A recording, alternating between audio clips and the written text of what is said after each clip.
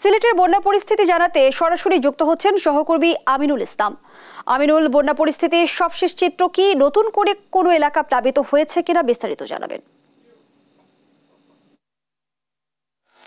আজকে আসলে দিনব্যাপী সিলেট থেকে আমরা এখানকার যে বন্যা পরিস্থিতি এবং এখানকার নিম্নাঞ্চলের মানুষের যে দুর্ভোগ সেই চিত্র আমরা তুলে ধরেছিলাম এবং এখন পর্যন্ত যে পরিস্থিতি, যদিও আসলে দুপুরের পর থেকে ভারী বৃষ্টিপাত আর দেখা যায়নি এবং সে কারণে কিন্তু পানির যে উচ্চতা সেটি যত সময় যাচ্ছে তত কমে আসছে।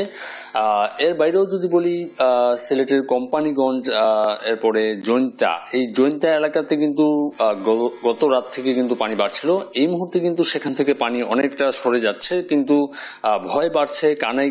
কানাইঘাটে পানি কমলেও ভয় বাড়ছে আসলে এখানকার আরো একটি উপজেলা, বিশেষ করে জৈন্তার পাশাপাশি আমি যদি বলি কুশিয়ারা নদীতে যে পানির উচ্চতা সেটি কিন্তু বেড়ে চলছে এবং এটি কিন্তু গেল যে সন্ধ্যার রিডিং পানি উন্নয়ন বোর্ড আমাদেরকে জানিয়েছে যে জকিগঞ্জ উপজেলা, বিশেষ করে জকিগঞ্জ উপজেলায় আপনারা জানেন যে কুশিয়ারা নদী প্রবাহিত এবং সেই এলাকাতে পানির চাপ বাড়ছে এবং পাশাপাশি আপনারা জানেন যে ভাটি অঞ্চল, বিশেষ করে সিলেটের এই পানির প্রভাবটা কিন্তু সুনামগঞ্জ জেলাতেও পড়ে এবং সুনামগঞ্জ জেলার ছাতক এবং দোয়ারা বাজারে কিন্তু পানি বাড়ছে। বিশেষ করে সুরমা নদীর কথা বলবো, সুরমা নদীতে যত সময় যাচ্ছে পানি বাড়ছে এবং আরো একটি উল্লেখযোগ্য ব্যাপার হচ্ছে এখানে কিন্তু হাওড়গুলো রয়েছে, বিশেষ করে যেসব হাওড়গুলোতে পানি ধারণের সক্ষমতা রয়েছে সেই হাওড়গুলোতে কিন্তু ইতিমধ্যে পানি প্রবেশ শুরু করেছে।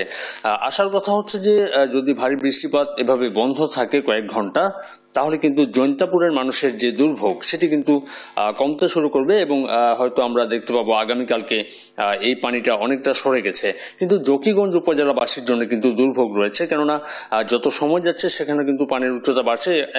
সন্ধ্যার যে রিডিং ছিল পানি উন্নয়ন বোর্ডের, সেখানে কিন্তু কুশিয়ারা নদীর পানি বিপদ সীমার 173 সেন্টিমিটার উপর দিয়ে প্রবাহিত হচ্ছে, যেটি সকালে অনেকটা কম ছিল এবং বিকাল নাগাদ পানি বাড়তে শুরু করেছে। সন্ধ্যার পরে কিন্তু এই পানি বাড়ার প্রবণতা কিন্তু অনেকটা বেড়েছে।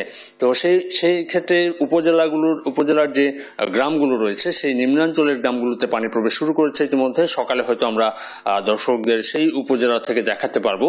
তো এখন পর্যন্ত সিলেটের নিম্নাঞ্চলের যে খবরাখবর ছিল এটি আমার কাছে।